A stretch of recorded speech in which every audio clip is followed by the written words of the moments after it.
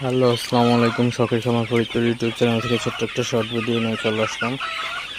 তো আজকে দুপুরে মুরগিকে বেশ পানি দিলাম।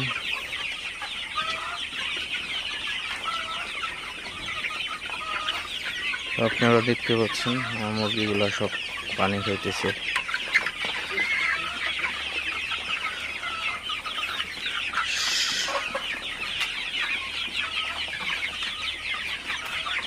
একদম ফ্রেশ পানি, কন্টেনার পরিষ্কার করে পানি দেওয়া হয়েছে, কোনো সমস্যা নেই।